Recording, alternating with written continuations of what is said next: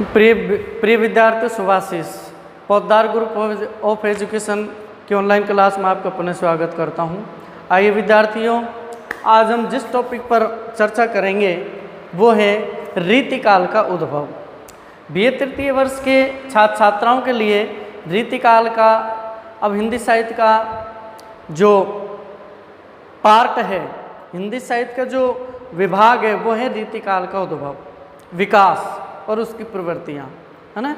तो हिंदी साहित्य के अंतर्गत आज हम पढ़ेंगे रीतिकाल का उद्भव।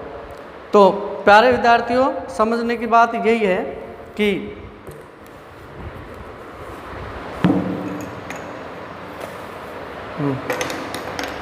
रीतिकाल का उद्भव, सर्वप्रथम इसकी पूर्व पीठिका की ओर तरफ चलते हैं कि हिंदी साहित्य का इतिहास आचार्य रामचंद्र शुक्ल का जो हिंदी साहित्य का इतिहास है 1929 में प्रकाशित हुआ था, और उसमें हिंदी साहित्य का इतिहास सबसे निर्विवाद और प्रमाणिक इतिहास माना जाता है, आचार्य रामचंद्र शुक्ल जी का लिखा हुआ।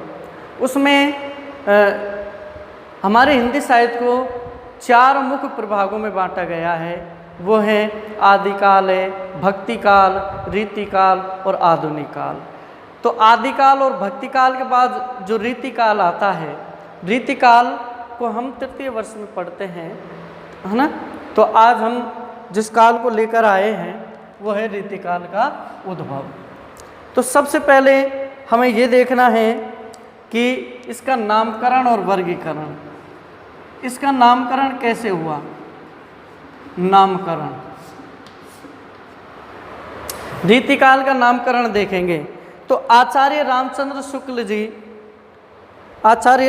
शुक्ल के हिसाब से जो रीतिकाल का वर्गीकरण देखा जाता है,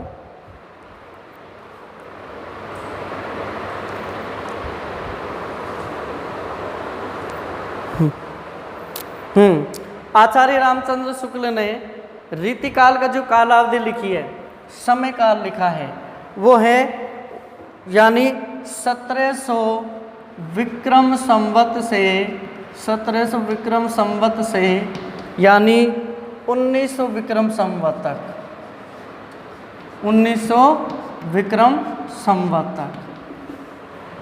ये आचार्य रामचंद्र शुक्ल का अवधि है, यानी रीतिकाल की जो अवधि है, कालावधि है, वो 1700 विक्रम संवत से लेकर 1900 विक्रम संवत तक है, अर्थात 1643 से 1843 सन में लिखे हैं हम इसको। तो 1643 ईस्वी से 1843 ईस्वी तक, 1843 ईस्वी तक ये कालखंड जो रहा है रीतिकाल का जो कालखंड रहा है 1700 विक्रम संवत से 1900 विक्रम संवत तक। और अगर सन में देखें तो 1643 ईस्वी से 1843 ईस्वी तक का जो कालखंड है वो रीतिकाल कहा है। वो किसका है? रीतिकाल का, है ना। तो रीतिकाल का जो कालखंड हम ये है, ठीक है। अब देखो, अब इसमें इसका नाम रीति क्यों पड़ा?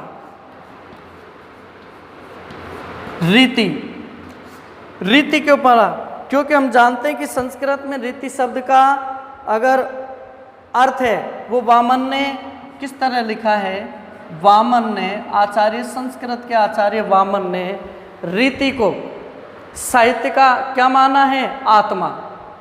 रीति को साहित्य की आत्मा माना है। किसने? वामन ने। वामन रीति को साहित्य की आत्मा मानते हैं, और वो कहते हैं कि रीति शब्द का जो प्रयोग है वो संप्रदाय के लिए किया जाता है, किसी संप्रदाय के लिए है या पंथ के लिए, पंथ या पंथ के लिए है, इन चीज़ों के लिए रीति शब्द का प्रयोग किया जाता है। और उनके अनुसार उन्होंने कहा कि विशिष्ट पद रचना रीति ही, विशिष्ट पद रचना रीति ही, ये आचार्य वामन ने विशिष्ट पद रचना रीति ही, इसका मतलब होता है कि विशिष्ट पद रचना ही रीति कहलाती है। यानी एक विशिष्ट काव्य सर्जना, एक विशिष्ट काव्य सर्जना ही रीति कहलाती है। विशिष्ट पद रचना ही विदित, यानी विशिष्ट काव्य शिल्प ही उसको रीति, विशिष्ट शैली में या विशिष्ट नए प्रयोग में विशिष्ट पद से लिखी हुई या विशिष्ट प्रकार से लिखी हुई या विशिष्ट शैली में लिखी हुई जो काव्य रचना है वही वामन के अनुसार रीति कहलाती है। वही वामन के अनुसार क्या कहलाती है? रीति। तो ये रीति जो शब्द है इसका मतलब होता है संप्रदाय भी होता है, पंथ भी होता है, पथ भी होता है, एक शैली भी होती है। शैली भी इसको कह सकते हैं कि किस शैली में, ये एक विशेष प्रकार की शैली भी हो सकती है। हाँ, तो रीति का मतलब हुआ संप्रदाय, पंथ, शैली, विशिष्ट पद रचना रीति। तो इस प्रकार रीति शब्द का जो है आचार्य वामन ने सर्वप्रथम इसकी व्याख्या की थी। ठीक है ना, आचार्य वामन ने सर्वप्रथम इसकी व्याख्या की थी। अब देखते हैं रीतिकाल में कुछ ऐसे, रीतिकाल की जो मुख्य विशेषता है, इसकी मुख्य विशेषता इसकी ये है, मुख्य विशेषता कि इस काल में जो कवि थे, वो जो कवि थे अपने आप को आचार्य समझने लगते थे। अपने आप को आचार्य प्रदर्शित करने के लिए ये विशिष्ट प्रयोगों में और विशिष्ट शैलियों में काव्य रचना करते थे। कहने का तात्पर्य छंद, अलंकार, रसों से युक्त काव्य रचना करने में ज़्यादा प्रवीण होते थे और अधिकतर जो रचनाएं रीतिकाल में मिलती हैं वो साहित्य शास्त्र और काव्य शास्त्र को बिल्कुल बहुत ही गहराई से छूती हुई निकली है ना। कहने का तात्पर्य है इस काल के जो कवि हैं अपने आप को आचार्यत्व की श्रेणी में रखे हुए हैं, क्योंकि वो चाहते हैं कि जो व्यक्ति जितनी काव्यांग निरूपण करेगा, जितनी काव्यशास्त्र के नियमों के अनुसार चलेगा, जितनी सारी उपमाएं होंगी, छंद और रस और अलंकारों से सुसज्जित रचना होगी, वह कवि उतना ही श्रेष्ठ माना जाएगा। ये प्रवृत्ति इस काल में थी। तो इस काल के जो कवि थे वह आचार्य तक निर्वहन करते थे और लक्षण ग्रंथों की रचना करते थे। लक्षण ग्रंथों की, इसमें लक्षण ग्रंथों को रचा जाता था कवियों के द्वारा, और लक्षण ग्रंथों को वही रच सकते थे जिनमें आचार्यत्व के गुण होते थे, जिसमें अलंकार, रस, छंद, काव्यांग निरूपणों को ध्यान में रखते हुए रचना लिखी जाती थी। वो रचना ही लाक्षणिक रचना कहलाती थी, और इन लाक्षणिक रचनाओं से ही लक्षण ग्रंथों की रचना करने वाले कवि ही आचार्यत्व को प्राप्त होते थे, है ना। अपनी विद्वता और अपनी विशिष्ट शैली को प्रदर्शित करने के लिए इस काल में कवियों में होड़ा-होड़ी मची थी, और इस काल के कवि, अधिकतर जो कवि थे वो दरबारी कवि थे और एक दूसरे के मध्य आश्रित रहते थे, है ना। और बड़े बड़े राजा महाराजा दरबार, जिनका दरबार था, उनका आश्रय पाकर ये उनकी प्रशंसा में उत्तम कोटि की काव्य रचना किया करते थे, जिससे कि उन राजाओं को प्रभावित किया जा सके। ठीक है ना। अब उसके बाद देखते हैं कि अपनी काव्य प्रतिभा दिखाने के लिए, ये कवि अपनी काव्य प्रतिभा को दिखाने के लिए एक से बढ़कर एक लक्षण ग्रंथों की रचना किया करते थे। एक से बढ़कर एक लक्षण ग्रंथों की रचना किया करते थे, जिसका जितना ही लाक्षणिक, जितना अच्छा काव्यांग निरूपण था, जितने अच्छे अलंकारों के प्रयोग था, जितना अच्छे उसमें रसिकता थी, छंद विधान अच्छा था, उस कवि को उतना ही श्रेष्ठ माना जाता था। तो ये होड़ इस काल के कवियों में लगी हुई थी। तो हमने ये देखा कि नामकरण तो 1700 विक्रम संवत से 1900 विक्रम संवत कि जो कालावधि में जो कालखंड था वो रीतिकाल का था 1643 ईस्वी से 1843 ईस्वी तक। हाँ, उसके बाद देखिए, हाँ दूसरी बात इसमें कि कवि आपस में यही चर्चा किया करते थे अपने आचार्यत्व को प्रकट करने के लिए, दूसरों के सामने स्पष्ट करने के लिए कि मैं कितना मतलब मैं कितना होशियार और कितना ज़्यादा विद्वान कवि हूँ। एक दूसरे की छंदों को, अलंकारों को, रसों को, काव्यांग निरूपणों को एक दूसरे के सामने वो परीक्षा के दृष्टिकोण से रखते थे और उनकी जांच किया करते थे। इसलिए इस प्रवृत्ति के कारण ही इस काल में ये जो काल है वो रीति काल के नाम से जाना जाता है। रीति के मतलब है एक विशिष्ट शैली में लिखी जाने वाली काव्य रचना का काल, जिसमें लाक्षणिकता थी, काव्य निरूपण था और काव्य शास्त्रों का अधिक से अधिक इसमें प्रयोग किया जाता था। अब कुछ कवियों ने इस काल को अलग अलग नामों से व्यंजित किया है। अब देखो वो कौन कौन से काल हैं, यानी कुछ कवियों ने इस काल को अलग अलग नामों से व्यंजित किया है। 1700 विक्रम संवत,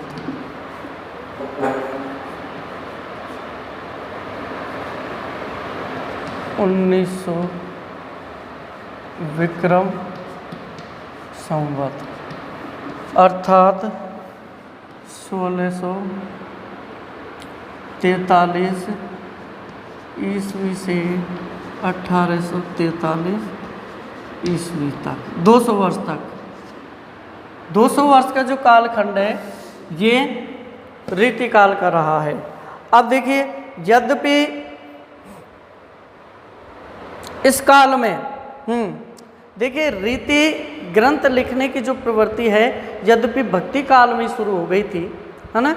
भक्ति काल में रीति काव्य लिखने की जो परंपरा है वो शुरू हो चुकी थी, लेकिन चरम सीमा जो थी रीति काल के काव्य लिखने की वो रीति काल में ही हम आकर मिलती है।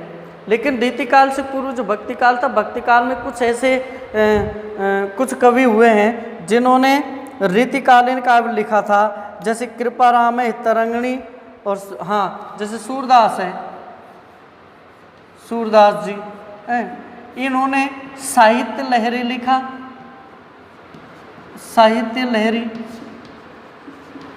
अब सूरदास जी भक्ति काल के कवि थे, लेकिन साहित्य लहरी जो ग्रंथ लिखा इन्होंने ये रीतिकालीन काव्य है, इसमें काव्य लक्षण है, काव्य निरूपण है ना। कृपाराम है, कृपाराम ने लिखा हित तरंगिणी, हित तरंगिणी, तरंगिणी, हित तरंगिणी, हित तरंगिणी, ये जो ग्रंथ है कृपाराम ने हित तरंगिणी जो लिखा, ये भी रीतिकालीन प्रवृत्तियों से उत्प्रोत रचना है। तो कहने का तात्पर्य है कि रीतिकाल से पूर्वी भक्ति काल में लाक्षणिक ग्रंथों की रचना शुरू हो चुकी थी।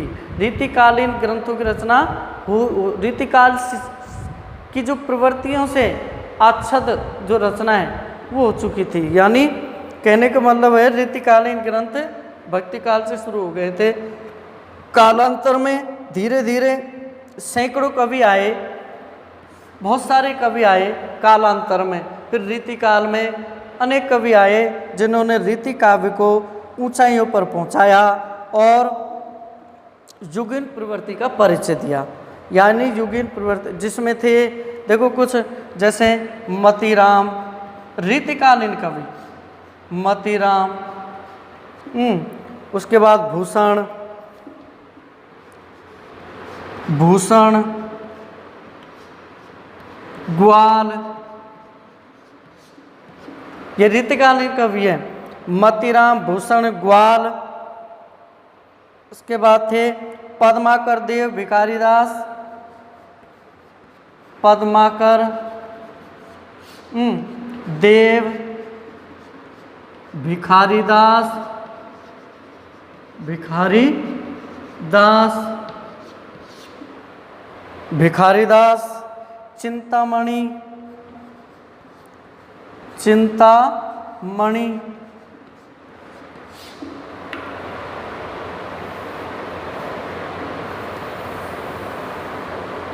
और प्रतापशाही, प्रतापशाही, ये सारे जो कवि हैं ये रीतिकालीन कवि हैं जिन्होंने अपने लाक्षणिक ग्रंथों से रीतिकाल को युगिन प्रवृत्ति से संबोधित किया था। यानी इन्होंने युगिन प्रवृत्ति को ध्यान में रखते काव्य रचनाएं की है। ठीक है ना, ये रीतिकालीन कवि थे जितने भी थे। अब देखिए कुछ कवि रीतिकाल को अलग अलग नामों से पुकारते हैं। अब वो कौन कौन से हैं जो कवि रीतिकाल को अलग अलग नामों से पुकारते हैं, देखते हैं। जैसे रीतिकाल का अन्य नाम क्या है? कोई अलंकार काल कहता है इसको, अलंकृत काल, अलंकृत काल, अलंकृत काल, कोई तो इसको अलंकृत काल कहता है, कोई इसको श्रृंगार काल कहता है, श्रृंगार काल, ठीक है ना, और कोई इसको कहता है कला काल। इसके विभिन्न नाम हैं। और उत्तर यानी मध्यकाल, ये मध्यकाल है, ठीक है ना। इस तरह इसके अनेक नाम हो सकते हैं, अलंकृत काल, श्रृंगार काल, कला काल और मध्यकाल। अब ठीक है, अब देखिए जैसे मिश्र बंधु हैं, उन्होंने इसको अलंकृत काल कहा। मिश्र बंधुओं ने, मिश्र बंधुओं, मिश्र बंधुओं ने इसको अलंकृत काल कहा, ठीक है। विश्वनाथ ने इसको श्रृंगार काल कहा, विश्वनाथ, विश्वनाथ ने इसको श्रृंगार काल कहा। और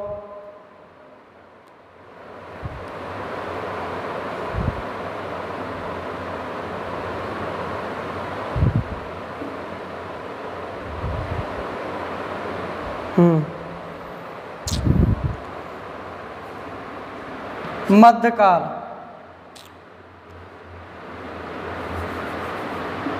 शुक्ल जी ने इसको कहा मध्यकाल। उत्तरकाल, कलाकाल, कुछ अन्य कवि थे उन्होंने इसको कलाकाल भी कहा है। तो इस प्रकार इसका कई नामों में हम जिक्र करते हैं। इसके कई प्रकार के नाम हैं। अब देखिए, माना रीतिकाल शब्द का, रीतिकाल,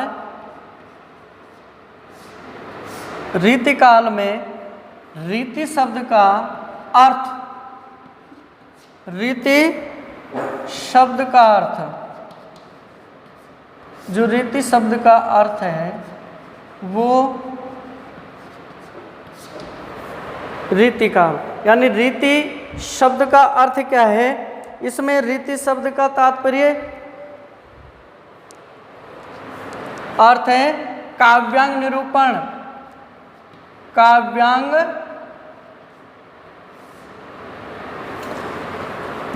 काव्यांग निरूपण, निरूपण और लाक्षणिकता, लाक्षणिकता। काव्यांग निरूपण और लाक्षणिकता इस काल के कवियों की प्रमुख विशेषता रही है। कहने का मतलब रीति शब्द का अर्थ यह नहीं है कि भाई कोई विशेष शैली, मतलब कोई रीति, कोई नियम, पद्धति नहीं। इसका मतलब है कि काव्यांग निरूपण, इसमें नायक और नायिका का जो सौंदर्य है उसको काव्यांग निरूपण के अंतर्गत विभूषित किया गया है। लाक्षणिकता, इनके ग्रंथों में, इनके काव्य सृजन में लाक्षणिकता देखे गए।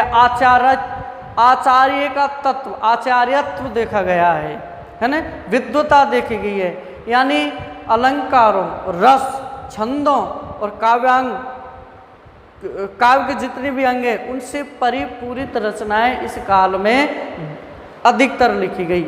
और यही इसी विशेषता के कारण इस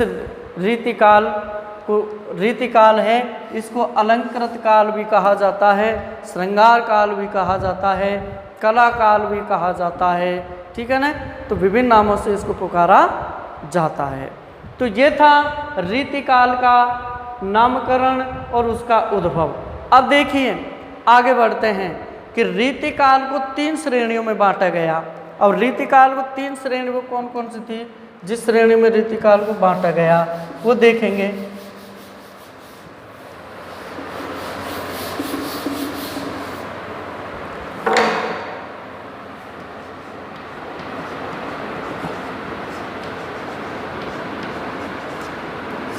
रीतिकाल ये ठीक। अब देखिए, हाँ, रीतिकाल के कवियों को सामान्य 3 वर्गों में बांटा गया है। जैसे रीति काल के कवियों को सामान्यतः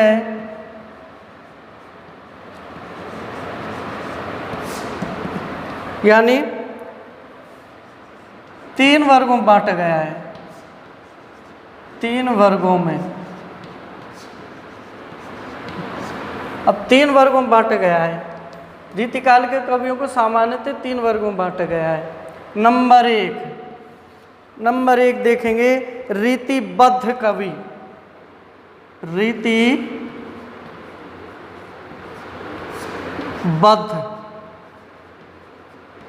कवि, ठीक है। नंबर 2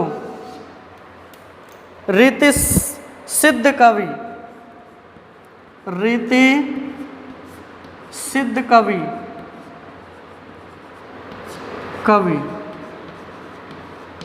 ठीक है। नंबर 3 रीति मुक्त कवि। रीति मुक्त कवि। ये 3 प्रकार के कवि माने जाते हैं रीतिकाल में। 3 प्रकार के, यानी कवियों को 3 श्रेणियों में बांटा गया। रीतिबद्ध कवि है ना, रीति सिद्ध कवि और रीति मुक्त कवि। अब रीतिबद्ध का मतलब क्या होता है ये हम देखेंगे। तो रीतिबद्ध का मतलब होता है जिन्होंने लक्षण ग्रंथ लिखे हैं, यानी लक्षण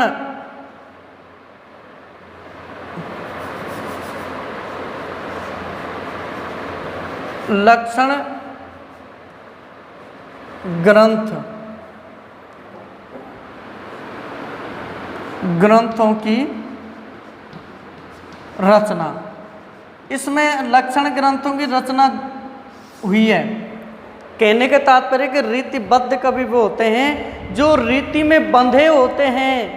कहने का मतलब है जिन्होंने काव्यांग निरूपण का पूरा प्रयोग किया है, जिन्होंने अलंकार, रस, छंद और काव्य के जितने भी अंग हैं सृजन के, उन सारे नियमों में बंधकर काव्य रचना की है, मतलब लाक्षणिक ग्रंथों की रचना की है।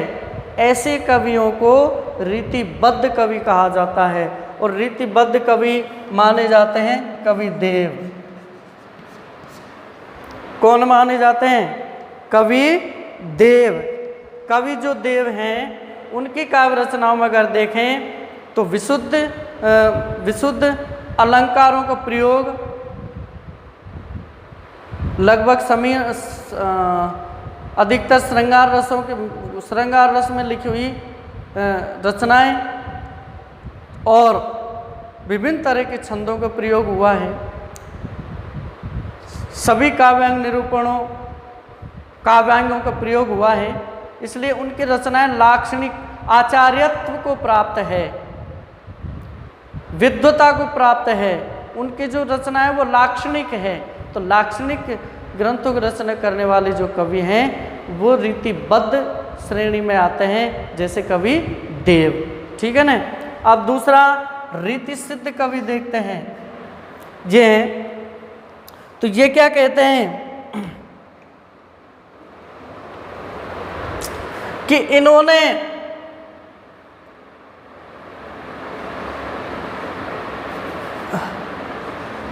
काव्यांग निरूपण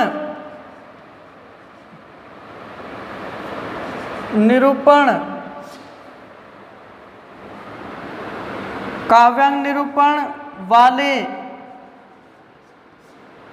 ग्रंथों की रचना नहीं की,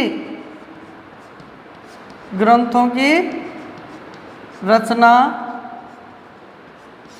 नहीं की। इसका मतलब क्या है? काव्यांग निरूपण वाले ग्रंथों की रचना नहीं की। किसने? रीति सिद्ध कवियों ने। इन्होंने यानी काव्य सृजन के जितने भी नियम है, पद्धतियां, शैली हैं, अलंकार, रस, छंद और काव्य के जो अंग हैं उनसे परिपूर्ण, उनका प्रयोग करती हुई रचनाएं तो नहीं लिखी, इस प्रकार के ग्रंथ इन्होंने नहीं किए, लेकिन इनकी रचनाओं में रीति के जो नियम है, रीति के जो सिद्धांत हैं, उनके आधार पर इनकी रचना लिखी हुई मिलती है। लेकिन उन्होंने रीति के नियमों और रीति के सिद्धांतों का प्रयोग किया है अपनी रचनाओं में। वैसे उन्होंने कोई काव्यांग निरूपण या लाक्षणिक ग्रंथों की रचना नहीं की। तो इस प्रकार के कवि कौन है? इस प्रकार के कवि हैं बिहारी। कौन है? बिहारी। ये जो बिहारी जी हैं, इन्होंने कोई लाक्षणिक ग्रंथ नहीं लिखा, लेकिन रीति के नियमों के अनुसार इन्होंने पद और बहुत सारे दोहों की रचना की है। अब आते हैं रीति मुक्त कवि। रीति मुक्त कवि। अब रीति मुक्त कवि क्या है? यानी ऐसे कवि जो ना तो जिन्होंने लाक्षणिक ग्रंथ लिखे, ना काव्यांग निरूपण को जानते हैं, उन्होंने इन नियमों से परे हटकर, मुक्त होकर, स्वतंत्र होकर अपनी ही शैली में काव्य रचना की। ऐसे कवि जो मुक्त होकर यानी रीति के बंधनों से मुक्त हैं, ये रीति के लाक्षणिक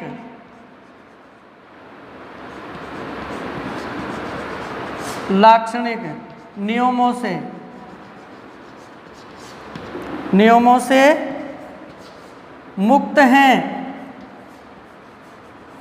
मुक्त हैं।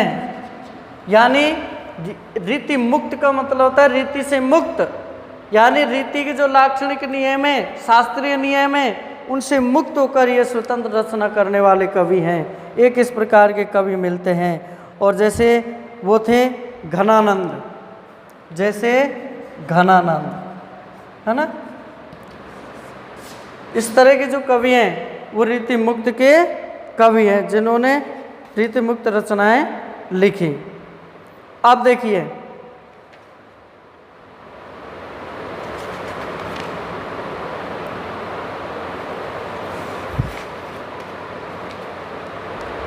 इस प्रकार हम देखते हैं कि रीति काल में 3 श्रेणी के कवि पाए जाते हैं, जिन्होंने अपनी अपनी अलग अलग रचनाएं लिखी है। अलग अलग रचनाएं लिखने के कारण वो अलग अलग श्रेणी में हमारे सामने निकल के आते हैं।